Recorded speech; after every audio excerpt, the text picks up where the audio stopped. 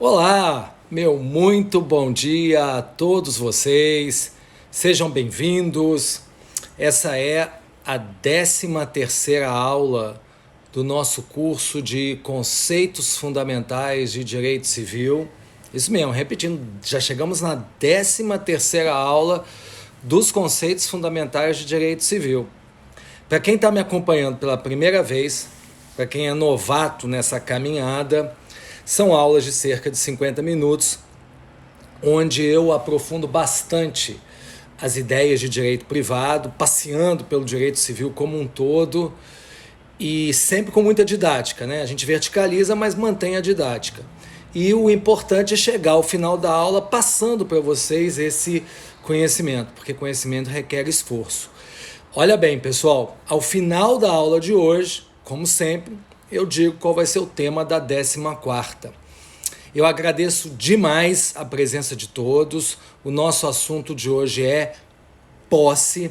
E para facilitar o bate-papo, eu vou apagar aqui, vocês me permitem, essa parte de comentários para fluir melhor, da melhor forma possível. Então, desativei e a partir de agora é só falando a respeito de posse.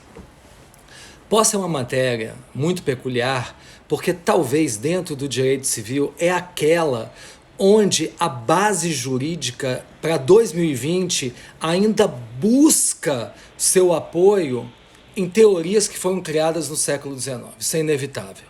É o famoso fla-flu da posse, Savigny versus Hering, e eu não posso me furtar de começar com eles. O Savigny, ele era um menino genial. O cara só tinha 24 anos de idade quando ele, inspirado no direito romano em 1803, ele fez todo um tratado sobre a posse. O jovem Savigny dividiu a posse basicamente em dois elementos, corpus mais animus. O que era o corpus para Savigny? Era o controle físico sobre a coisa, a possibilidade de impedir terceiros de ter acesso sobre o bem. Esse é o corpus. E o ânimos de Savigny? O ânimos dele é o animus domini, que vocês conhecem até hoje, a intenção, a vontade de ser dono. É diferente de opinio domini. Não precisava de opinio domini. O que era opinio domini? Era a ciência por parte do possuidor de que ele se achava o dono. Não precisa, bastava ter intenção, a vontade de ser dono. Então Savigny dizia, olha, você quer encontrar um possuidor? Basta ver alguém que tenha ânimos mais corpus. Qual era o aspecto negativo da teoria de Savigny, evidente sob o ponto de vista econômico? Que com essa junção ele eliminava muitas pessoas da condição de possuidores. Por exemplo, um locatário, um comodatário, um usufrutuário, eles têm corpos, mas eles não tinham ânimos. Savigny chamava essas pessoas de detentores. Os detentores eram aqueles que tinham controle físico sobre o bem, mas não tinham intenção de dono. O ruim é que esses detentores não poderiam ajuizar ações possessórias, porque não eram possuidores, eram meramente detentores. Em contraposição à teoria de Savigny, veio a teoria de Hering, a chamada teoria objetiva da posse. Hering já era um cara mais velho quando formulou sua teoria mais madura, a sua teoria muito original. Por quê? Porque ele manteve os elementos do corpus mais ânimos, mas os ressignificou. Em que sentido? Corpus para o Hering não era mais controle físico sobre a coisa, não. Corpus para o Hering era a visibilidade do domínio. O possuidor, na visão de Hering, é quem dava aparência de proprietário, é quem exteriorizava o domínio, independente do controle material estrito sobre o bem. E o ânimos dele era diferente. Não precisava ter intenção de dono para ser possuidor. Bastava affectio tenendi. O que é affectio tenendi? Bastava que o possuidor ele se conduzisse como um proprietário se conduzia perante a coisa, como um presumível proprietário se comportaria diante de um bem. Vejam bem, quais são as duas vantagens em termos econômicos da teoria de Hering sobre a teoria de Savigny? Primeiro, ele estende a condição de possuidores a muitos que para Savigny eram meramente detentores. Locatário, comodatário, usufrutuário, eles passam a ser possuidores porque eles não têm ânimos tenente. Eles não têm ânimos domini, mas eles têm affectio tenendi, eles se conduzem como donos. Então eles já podem ajuizar ações possessórias. E a segunda grande vantagem da teoria de Hering, conhecida como teoria objetiva. Por que objetiva? Porque ele abdica do elemento subjetivo da intenção de dono, é de que, a partir da sua ideia de posse como destinação econômica da coisa, ele admite o desdobramento da posse, que eu vou falar sobre isso depois. Uma posse direta e uma posse indireta que convivem simultaneamente, sendo possuidor direto aquele que tem um exercício imediato sobre o bem, e o possuidor indireto, aquele que tem um exercício mediato, não tem um exercício propriamente dito, mas mantém a substância consigo. Daqui a pouco a gente vai falar sobre isso mais calma. Eu posso até dizer para vocês, pessoal, que o Hering era um visionário, porque até hoje em dia, se vocês me perguntarem, Nelson, cabe posse sobre bens imateriais, cabe uma posse sobre patente no século XXI, eu vou dizer sim, com base na teoria de Hering, porque a partir do momento que a posse já não é mais o controle material sobre as coisas, qualquer bem suscetível de uso econômico, mesmo intangível, é suscetível de posse. E afinal, a partir desse fla-flu, Hering, teoria objetiva, Savigny, teoria subjetiva, qual foi a teoria adotada pelo nosso Código Civil de 2002? Bom, o nosso artigo 1196, ele foi autoexplicativo, ele é autoexplicativo, ele adota a teoria objetiva, quem tiver com 1196 na mão pode ver, porque ele fala que a posse é um exercício de um poder fático sobre o bem. Isso é Hering, exercício de um poder fático, é simplesmente a destinação econômica, a visibilidade do domínio, a exteriorização da propriedade. Só que eu confesso que o nosso Código Civil, senhoras e senhores, ele faz uma concessão a Savigny, que é na uso capião, porque na uso capião até hoje não basta ter a posse do Hering, tem que ter o animus dominis para qualificar essa posse e ela alcançar a uso capião. Então, a partir dessa noção, antes de começar com vocês o conceito do que é posse, que isso é importantíssimo, eu vou fazer um passo inicial. Eu vou lhes perguntar o que não é posse. Isso que é importante. E por que isso? Vocês já se indagaram por que o nome da teoria de Hering é teoria objetiva? É porque a distinção para ele entre possuidores e detentores não é subjetiva, não é pelo animus domini, é objetiva. É objetiva no sentido de que o detentor é um azarado que, por razões objetivas, não se tornou possuidor. Ou seja, ele só não se tornou possuidor porque a eficácia do seu comportamento foi neutralizada objetivamente por algum artigo do Código Civil. Ou seja, o cara tinha tudo para ser possuidor, mas o nosso sistema jurídico em alguns lugares diz, não, você tem que se contentar e ser detentor. E quem são essas pessoas que em tese exercem atos de posse, mas não são possuidores, são detentores? Em primeiro lugar, o fâmulo da posse. Quem é o fâmulo da posse? Pensa que eu, Nelson, tenho uma fazenda no norte de Minas Gerais e você é o meu encarregado, você é o gerente da minha fazenda. Eu nem vou lá, é você que está lá o tempo inteiro. Eu sempre pergunto aos meus alunos, depois de 15 anos que você, como meu gerente, fica ali tomando conta do pedaço, você vai usucapi? Todos os meus alunos respondem, não. Eu pergunto, por que eu não vou usucapi? Os alunos falam, porque falta animus domini, nota 0. O problema é muito mais grave. Não é porque falta animus domini, é porque falta posse. Porque o fâmulo da posse, o servidor da posse, ele não é possuidor, ele é detentor. Ele é detentor porque ele exerce atos de posse não em nome próprio, mas em nome alheio. Ele não confere o elemento econômico da posse, por isso que ele não tem autonomia. Então esse camarada, ele não tem apenas legitimidade ativa para ajuizar o usucapião, ele não tem legitimidade ativa sequer para ajuizar uma ação possessória, porque não é possuidor, é detentor. Evidente que o fâmulo, ele um dia pode se tornar detentor a partir do momento que fique provado que por uma conduta objetiva inequívoca ele passou de ser um mero cumpridor de ordens e passou a agir com autonomia, ou seja, que houve o fim da subordinação. Mas isso é uma questão concreta que se prova em cada caso. Senhoras e senhores, a segunda situação onde não há posse, mas meramente detenção, é aquela hipótese onde há permissão. Vamos supor, então, que eu tenho uma casa e falo: você que está me assistindo aí, pode ficar aí um tempinho na casa que eu tenho lá nos fundos. Esse tempo todo que você fica na casa dos fundos, você não tem posse, você é meramente detentor. Porque você é um permissionário. Porque eu, Nelson, que sou verdadeiro possuidor, por um ato positivo, pode usar o bem, um ato prévio, porque antes de você entrar na coisa eu te autorizei, eu permiti que transitoriamente você fizesse uso da coisa.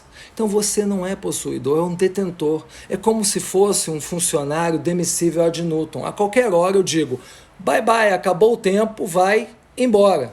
Então permissionário também é o detentor. Um pouco mais difícil de entender é a detenção por tolerância. Porque a tolerância ela não é expressa, a tolerância ela é tácita. Então, por exemplo, eu sou seu vizinho, eu moro no 101, você mora no 102. Eu tenho 2 vagas de garagem, você não tem nenhuma. E aí você começa a usar a minha vaga de garagem, porque eu só tenho um carro. Então tem uma vaga ociosa, você começa a utilizar.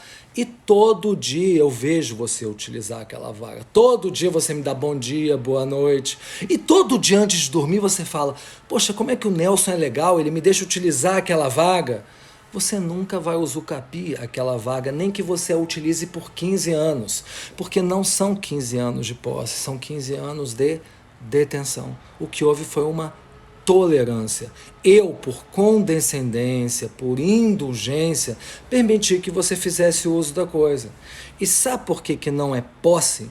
Porque você sempre esteve sob a minha esfera de vigilância, sempre sob o meu controle. Isso que é claro. E até é engraçado, porque muitas pessoas me perguntam: quer dizer, Nelson, que se alguém ficar 15 anos na minha fazenda, que eu abandonei, e pleitear o usucapião, eu posso simplesmente dizer que esse cara não teve posse porque foi tolerância? Eu digo: claro que não. Isso não é tolerância, isso é inércia. Inércia é desídia, é negligência perante a coisa. A inércia não gera um detentor. Quando eu sou inerte perante o bem que é meu, o que acontece é que o sujeito que está lá, ele é um verdadeiro possuidor, e lá na frente, se ninguém fizer nada, ele vai usucapir. Outra coisa, uma terceira situação onde não há posse, sim detenção, são aquelas em que pessoas praticam ato de violência ou clandestinidade.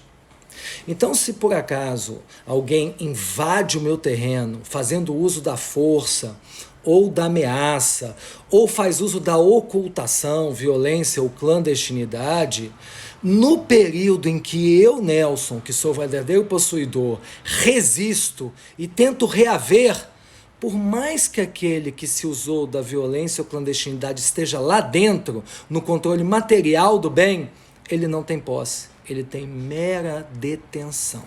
Ou seja, o ordenamento jurídico desqualifica os atos dele sobre a coisa porque ele está praticando um ato ilícito, porque ele está praticando um comportamento antijurídico. Sabe qual que é o interessante, gente? Que se um dia cessa o uso da violência ou da clandestinidade, pacifica-se a posse dele, acabou qualquer reação por minha parte, ele passa a ter posse. Mas essa posse sempre será chamada de posse injusta, posse violenta, posse clandestina. Aí você fala, mas por que o nome é posse violenta ou clandestina se os atos de violência ou clandestinidade cessaram? É uma homenagem à moléstia que lá atrás ocorreu, mas já é posse. Tanto já é posse que, inclusive, essa posse pode gerar uso capião, mesmo sendo uma posse injusta. Uma última observação sobre a detenção. Tá? Fâmulo da posse é detentor, quem usa tolerância ou permissão é detentor, quem se vale de violência ou clandestinidade é detentor. Agora, o precarista não é detentor. Quem tem posse precária é possuidor mesmo. Então, aquela pessoa que era um locatário, um comodatário, ele tinha uma posse direta em razão de uma relação jurídica e terminou o prazo contratual da posse e mesmo assim se negou a restituir, se recusou a sair do bem, essa pessoa apenas deixou de ter uma posse justa e passou a ter uma posse injusta por precariedade, mas ele não passa a ser detentor. Então sempre lembrem que o problema da violência e clandestinidade é que são vícios originários. A precariedade não é um vício originário, ele é um vício que se dá a posteriori. Ele pega alguém que tinha uma posse justa e há uma alteração da causa de possuir, ele passa a ter uma posse injusta, mas isso passa longe da detenção. Superados esses esclarecimentos iniciais, você que está me acompanhando com muita vontade, eu já posso então entrar no tema principal. Então, o que é posse? Qual que é o conceito da posse? Qual que é a natureza jurídica da posse? Olha, gente, tem duas formas de responder essa pergunta. A primeira é uma forma mais simples. Qual que é a forma mais simples? Voltando a Hering e Savigny. Porque se vocês perguntarem ao Hering, lá no fundo da tumba dele, ele vai dizer, olha, a posse é um direito real. E por que ele vai dizer que a posse é um direito real? Por três argumentos. Primeiro, tem uma coisa como objeto direto. Segundo, há uma sujeição imediata desse objeto ao seu titular. E terceiro, essa posse tem uma eficácia erga omnes. Por quê? Porque para ele, a posse não é a visibilidade da propriedade, a posse não é o espelho da propriedade. Então, se a propriedade é direito real, a posse, como seu fenômeno mais evidente, também é um direito real. Acontece, se vocês perguntarem isso para o Savigny, ele vai dizer que não. Savigny e vários doutrinadores brasileiros, como o falecido Darcy Bessone, entendiam que a posse era um direito obrigacional. E tem várias formas de realmente aderir a essa tese da posse como direito obrigacional. Primeiro, olhe o nosso Código Civil. A posse não está no artigo 1225, ela não está no rol da tipicidade dos direitos reais, ela não está naquela lista numerus clausus dos direitos reais. Então, se ela não está naquela lista, ela não seria um direito real. Segundo, a posse por si só hoje é irregistrável, não dá para levar o registro imobiliário. E se ela é registrável, como é que ela vai ter oponibilidade erga omnes? Como é que vai ter os atributos dos direitos reais que são sequela, seguir a coisa onde quer que ela esteja, preferência diante de outros credores, publicidade? E um último argumento da posse como direito obrigacional seria a própria questão topográfica. Senhoras e senhores, o livro do direito das coisas começa no artigo 1196. A posse começa lá no 1196. Mas só no 1225 que começam os direitos reais. Ou seja, o estudo da posse vem no livro do direito das coisas, mas antes dos direitos reais. O que isso quer dizer? Que muita gente fala, olha, posse é direito das coisas, porque direito das coisas é aquele capítulo do Código Civil que lida com todas aquelas situações jurídicas de ingerência imediata sobre o bem, mas nem todas elas são direitos reais. Só que eu não vim aqui para trazer para vocês a solução fácil, eu vim aqui para trazer a solução complexa, porque o conhecimento ele requer um pouquinho mais de esforço. E qual que é a solução complexa? Vocês estão prontos? Eu quero dizer para vocês, eu escrevo isso no meu livro Direitos Reais, que, a meu ver, a natureza jurídica, o conceito de posse, ele é apanhado, ele é alcançado de forma tridimensional. Tem 3 dimensões para a compreensão do conceito da posse.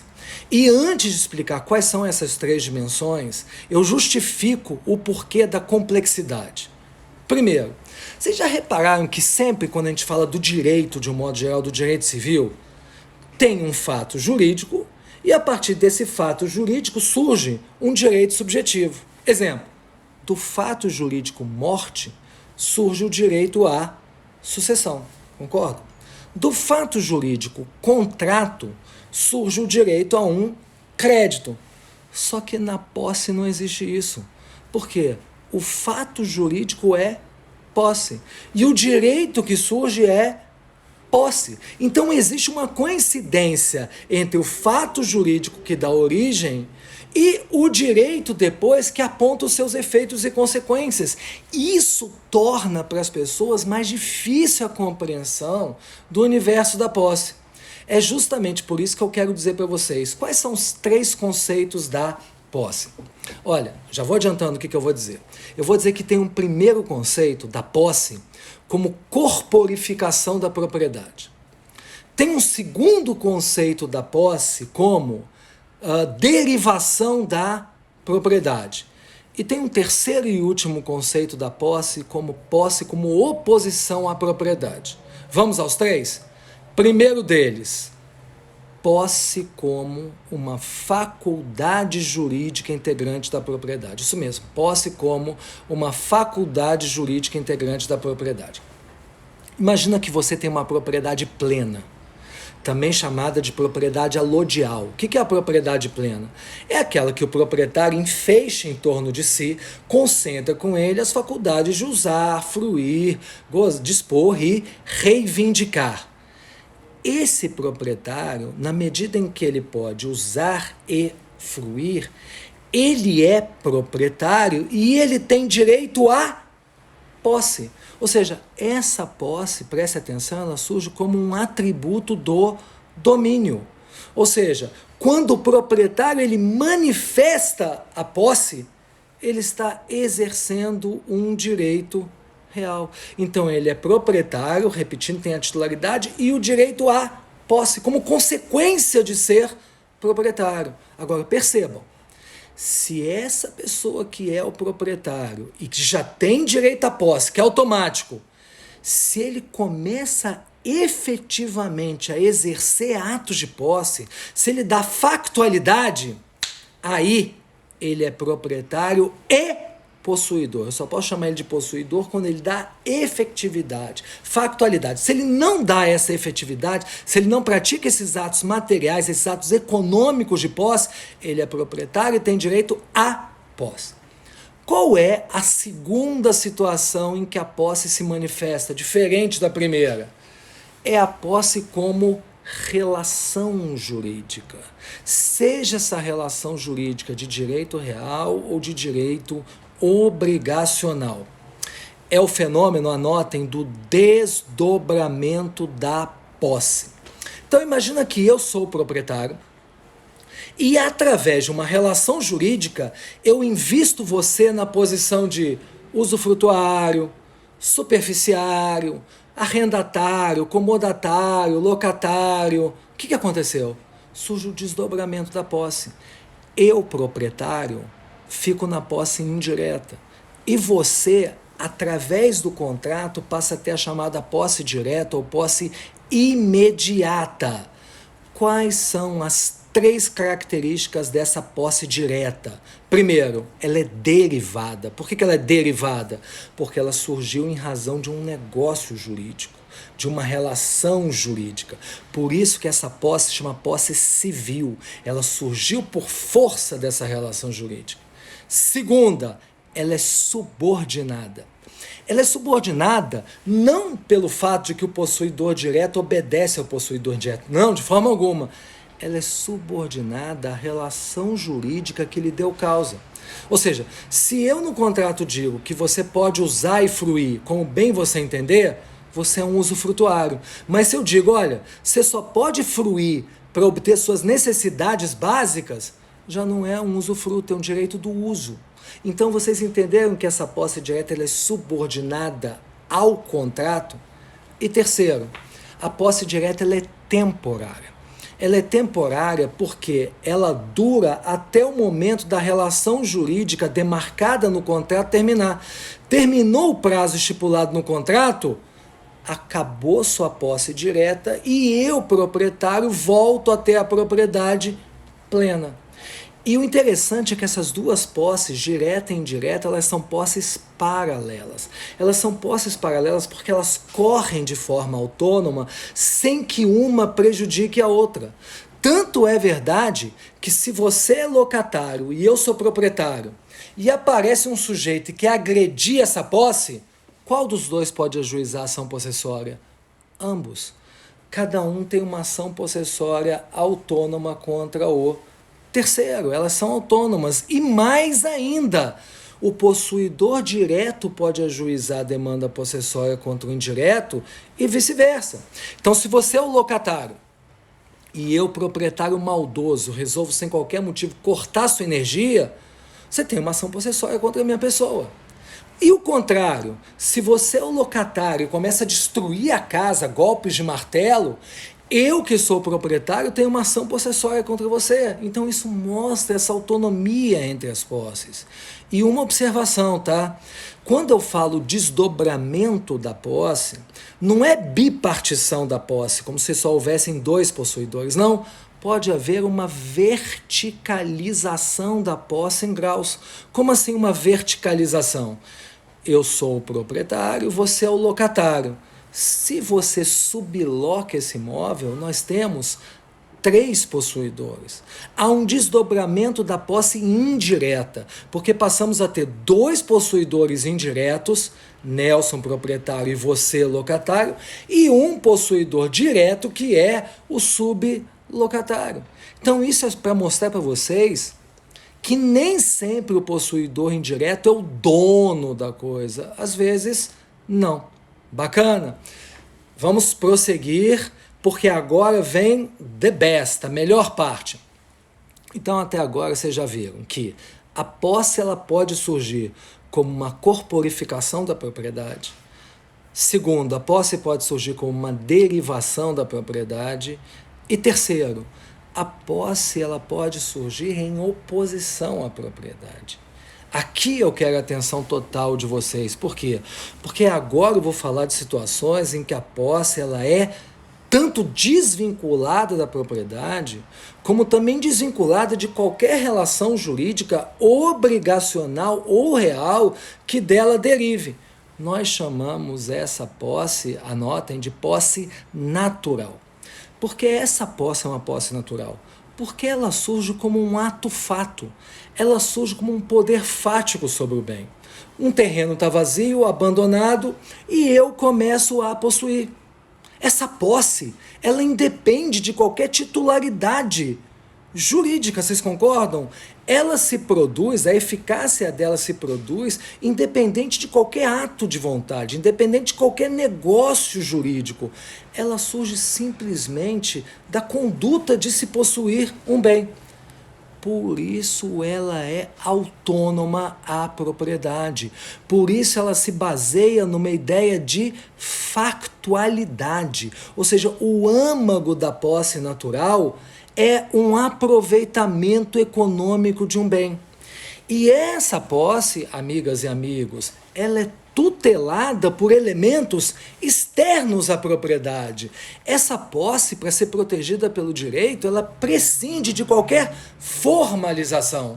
Ou seja, essa posse, esse direito de possuir que surge por um ato-fato, se eu pudesse conceituar para todos vocês, ela é uma situação subjetiva atribuída àquela pessoa que exerce um poder fático de ingerência socioeconômica sobre a coisa. É esse o conceito dessa posse.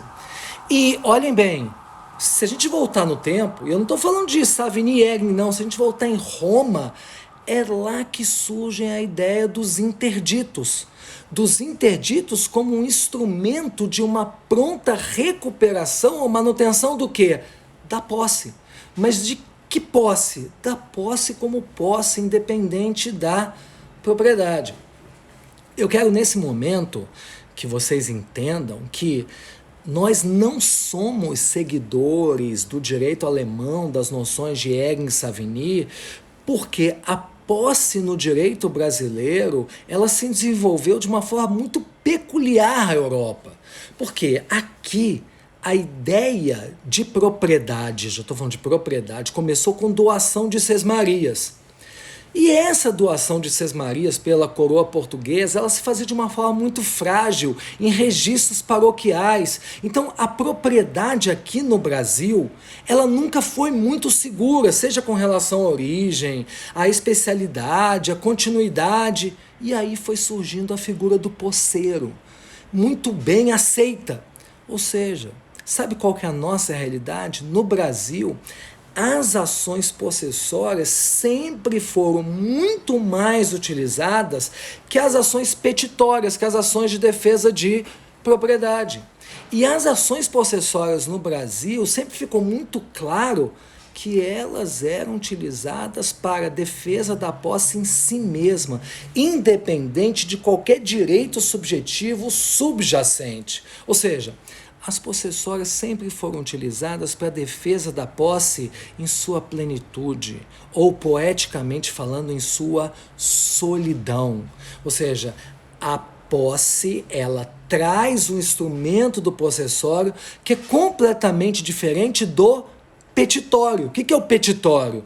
Ou também chamado ius possidendi. O petitório é o direito à posse com fundamento jurídico ou na propriedade ou numa relação jurídica pré-existente. Esse é o petitório, ou seja, é uma tutela independente de qualquer faticidade sobre a coisa. No petitório, senhoras e senhores, não se discute a posse em si, mas simplesmente a causa pela qual alguém possui.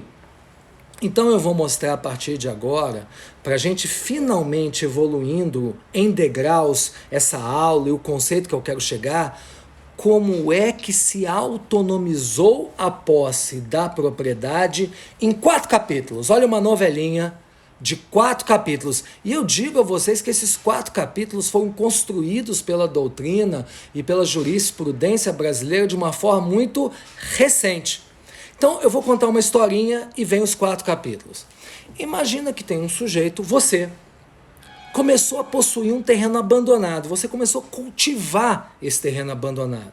E você está lá há anos, de repente, do nada, do aquém do além, out of the blue, aparece o proprietário. Aquele proprietário que havia abandonado a coisa. E esse proprietário, ele usa a violência para recuperar o bem e te colocar para fora. O que você faz? Você ajuiza uma ação possessória, correto? Por que você ajuiza uma possessória? Porque a causa do pedido é uma posse pré-existente que você tinha, independente de qualquer título jurídico. Aí vai o proprietário nessa possessória, o que ele alega em defesa? Isso mesmo, ele alega que ele é dono. O que o juiz vai fazer? O juiz simplesmente vai desconsiderar essa alegação dele que ele é dono. Por quê? Porque o esbulhador, ou seja, o proprietário, ele não pode justificar qualquer agressão com base em uma propriedade. Isso não é só no Brasil, não. Na Europa continental também veda-se o uso da defesa petitória. Veda-se chamada exceptio proprietatis. Por que isso? Porque a autonomia da posse, ela exige uma contenção cognitiva, ou seja, ela exige uma limitação objetiva do aspecto de defesa do réu. Ou seja, essa reserva cognitiva é fundamental porque ela impede uma alteração unilateral do estado de coisas sem o uso da via judicial. Então, a grande finalidade de se impedir a defesa petitória, a exceptio proprietatis, é evitar o esvaziamento da eficácia da posse. Evitar, em outras palavras, pelo 187 do Código Civil, o abuso do direito de propriedade. Nessa hora, muitos de vocês perguntam, Nelson, mas isso não seria uma ofensa ao direito fundamental de propriedade que você até passou na aula passada, no 12º encontro dos conceitos fundamentais? A resposta, não. A propriedade continua sendo tutelada pela Constituição e ela ainda vai receber uma tutela efetiva e adequada, só que no momento posterior. Primeiro, nós temos que reinserir a paz social.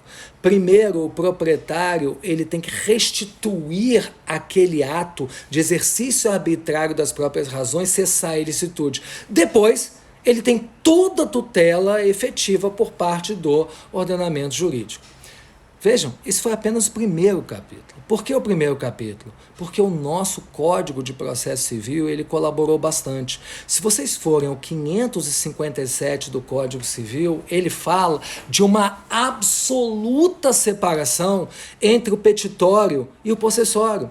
Ele amplia a tutela possessória com relação ao que nós tínhamos no Código Civil. Por que isso? Porque lembram do exemplo que eu dei? Você é um possuidor, está cultivando um imóvel abandonado, aparece o proprietário do nada e usa a força. O que você faz? Ajuiza o ius possessionis, ajuiza o possessório. Só que desta feita, o proprietário, ao invés de alegar na defesa que é dono, o que ele não pode, o que ele faz? Ele ajuiza uma reivindicatória. Ao mesmo tempo que você ajuizou sua possessória, ele ajuizou uma reivindicatória. Podem as duas correr simultaneamente? Não. O 557 do CPC expressa ao vedar a concomitância do possessório com o petitório. Por quê? É justamente para que se permita uma tutela adequada da situação possessória. Então vejam o segundo capítulo, não apenas não pode alegar propriedade em defesa, como também não pode ajuizar ação reivindicatória. Terceiro capítulo. E se por acaso esse proprietário, quando ele chega e vê você ocupando aquele terreno há 5 anos, portanto ele não foi esbulhado, o que ele faz? Ele ajuiza uma ação possessória. A doutrina e jurisprudência tradicionais no Brasil falavam que ele podia ajuizar possessória alegando que ele era o dono. Hoje em dia não pode mais. Ou seja, a possessória, justamente em razão da proteção da situação jurídica da posse, ela não pode mais utilizar como causa de pedir a propriedade de forma alguma. Ou seja, aquela pessoa que ajuiza uma possessória, dizendo, olha, eu estou ajuizando essa possessória porque eu sou proprietário, ela é carecedora de ação. Porque não se pode discutir posse com fundamento na propriedade. Aí só, Nelson, mas e se o réu, ele embarca na discussão e diz, não, eu que sou o proprietário? Não. Mesmo que o réu se defenda alegando ser proprietário, essa indevida defesa na contestação não valida. Simplesmente a possessória deve ser exercida em sua pureza. Essa é uma terceira questão, um terceiro degrau em nossa escada. E o quarto e último degrau? O quarto e último degrau se dá quando simplesmente uma pessoa ajuiza uma ação possessória dizendo, seu juiz, eu fui esbulhado, houve uma agressão à minha posse. Tá ótimo. O argumento é causa de pedir posse, pedido posse. Vem o réu na defesa e diz, não, isso não aconteceu, eu tinha posse, a minha posse era melhor que a dele.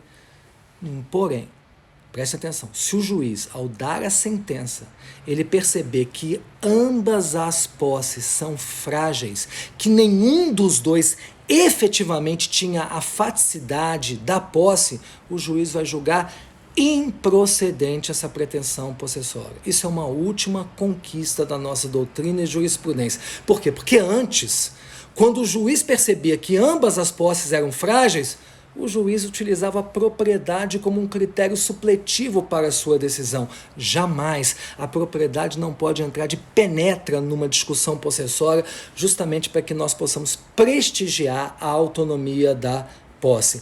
Enfim, qual que é o único caso em que existe sim uma interpenetração entre posse e propriedade, e essa é perfeitamente justificável?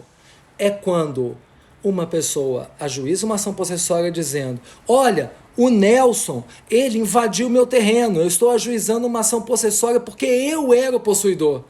E eu venho na contestação e digo: seu juiz, essa pessoa está equivocada.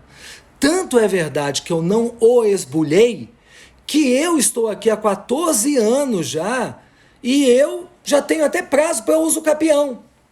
Mas, São Nelson, mas você está alegando propriedade em defesa. Eu não estou alegando propriedade em defesa. Eu estou alegando que eu tenho uma melhor posse e que praticamente eu já cumpri o domínio sobre a coisa. É a súmula 237. E essa súmula, ela simplesmente valida essa situação, porque eu não estou trazendo defesa de propriedade. Eu estou trazendo uma defesa de melhor posse que me trouxe o domínio. Então, diante de tudo isso que eu falei agora, dessa novela de 14 capítulos, nesses 15 minutos que nós temos, finalmente eu vou responder a pergunta: qual que é a razão pela qual se tutela uma posse? Eu acho que essa altura do campeonato, vocês vão simplesmente dizer bye bye Ehring, porque o Ehring dizia: olha, se tutela uma posse, porque a posse é sentinela avançada da propriedade, porque através da possessória, um presumível proprietário faz uma prova mais rápida de que ele é possuidor. Não, vamos se desvincular disso. A possessória, ela não deita raízes numa proteção primária da propriedade, numa sentinela avançada da propriedade. Talvez, por mais que o código adote a teoria objetiva de Yang no 1196, o Savigny tem uma explicação mais razoável do fundamento da proteção possessória. Qual que era o fundamento dele lá atrás, em 1803? A ideia da proteção possessória simplesmente é uma ideia de manutenção da ordem pública, de preservar a paz social, de evitar que pessoas resolvam suas pendências pelo exercício arbitrário das próprias razões, ao invés de se entender que o monopólio do uso da força, ele é algo que é dado ao Estado. E eu digo a vocês o seguinte: o Savigny chegou perto, mas não é isso. Hoje, em 2020, no Brasil, você sabe por quê que a posse que você efetivamente exerce sobre um bem, ela tem oponibilidade erga omnes? Não é porque ela é um direito real, nem porque ela é um direito obrigacional, é porque ela é um direito especial. Porque a posse, senhoras e senhores, ela é uma projeção de um direito da personalidade. Esse é o fenômeno da despatrimonialização da posse. Não mais a posse como uma manifestação da propriedade, mas a posse como uma expressão de uma necessidade de uma pessoa. Isso que é importante. E aqui surge com toda a força a ideia de função social da posse.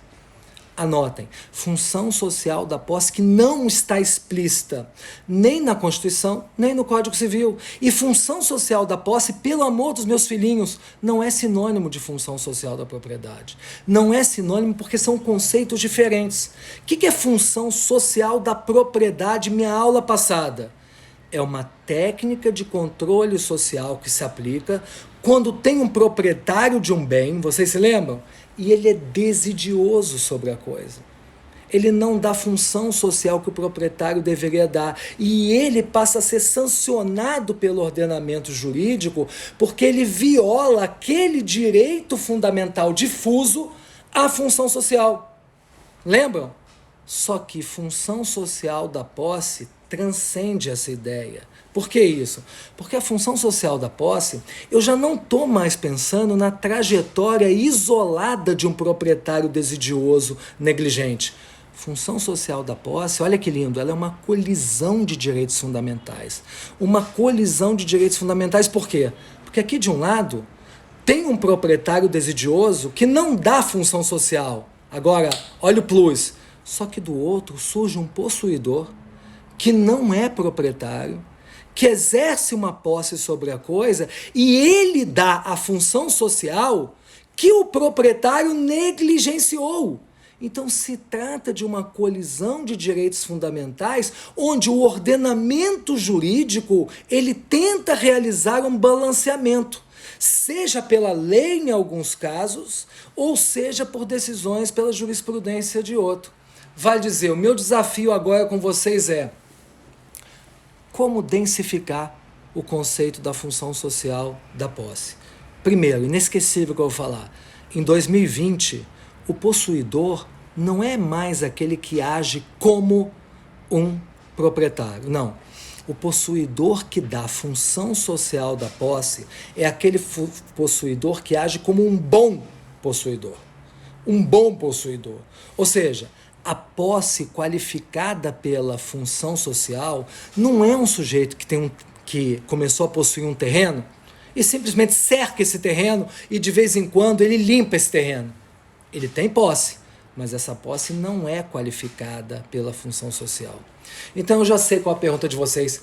Como identificar os aspectos qualitativos de merecimento dessa posse? A primeira coisa que a gente tem que fazer é fragmentar a posse, porque cada tipo de posse tem um critério objetivo de merecimento de sua função social.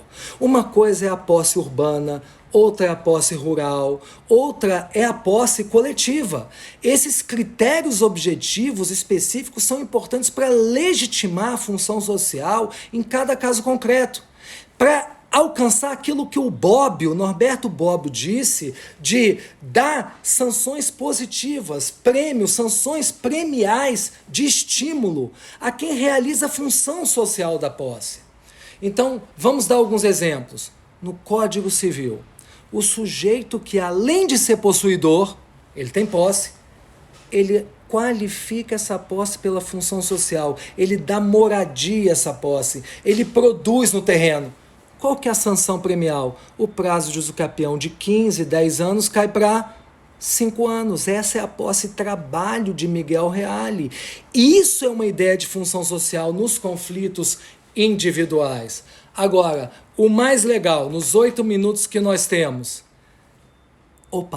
Vamos sair da posse na visão Caio versus Tício, no direito material individual. O direito material individual, ele ainda pensa naquela posse com aquelas partes determinadas, num número limitado de pessoas.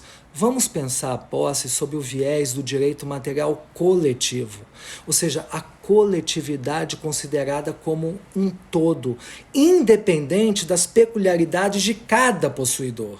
Então, quando a gente fala posse coletiva no Brasil, tem duas formas de entender função social na posse coletiva. A usucapião coletiva e o direito oneroso à aquisição. Usucapião coletiva, vocês imaginem, uma comunidade de pessoas que mora numa favela e aí elas vão pedir usucapião. Olha o interessante. Por que essa usucapião coletiva, que está lá no Estatuto da Cidade, ela é diferente da usucapião individual? Porque o juiz na usucapião coletiva, ele não vai em nenhum momento se ater às condições individuais de cada possuidor. Se cada possuidor tinha posse mansa e pacífica, boa fé, ânimo. Não! O juiz está interessado aqui é na coletividade como um todo. Então, o que o juiz está interessado? Em fazer regularização fundiária daquela favela. No loteamento irregular que ele deve regularizar.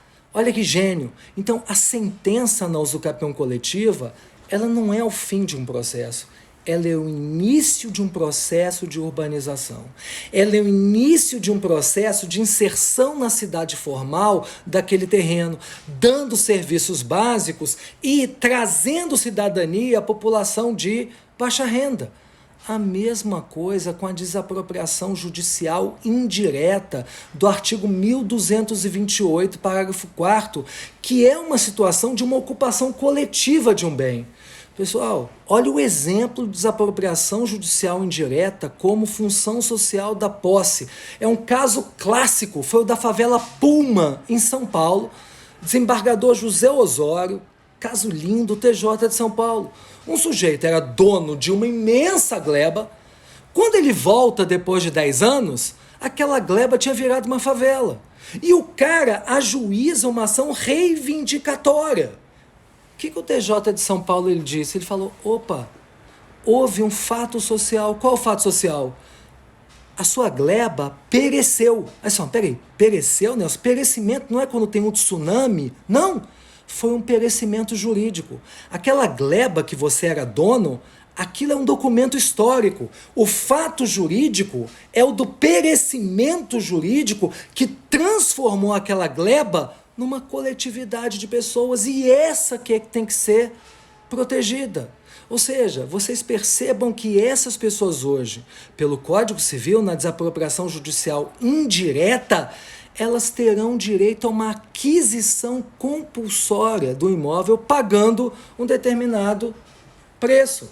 E para terminar, talvez, o último passo dessa grande novela mexicana é o CPC. Porque o CPC está de parabéns, porque ele trouxe uma tutela diferenciada da posse coletiva. A posse coletiva, agora, ela não se rege mais pelo processo comum ordinário, não.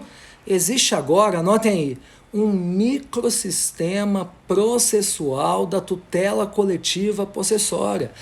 As chamadas ações multitudinárias, elas funcionam numa lógica diferente.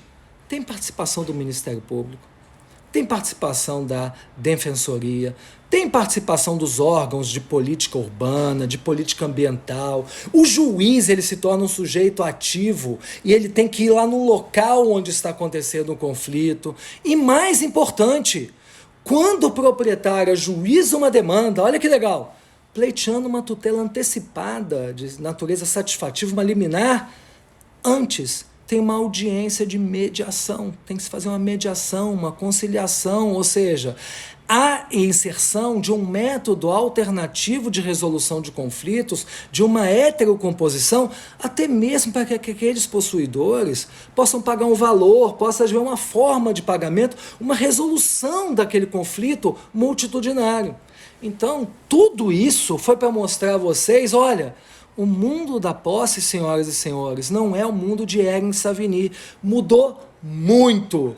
E orgulhosamente eu alcanço então um conceito amplo, tridimensional da posse, e vos digo que em 9/8 entraremos na 14ª aula. Sabe qual vai ser o tema da 14ª aula? Responsabilidade civil. Eu só tenho a agradecer a vocês pela audiência. Um grande abraço, muitas felicidades, se cuidem até 9/8 às 11 horas. Tchau, gente, grande abraço.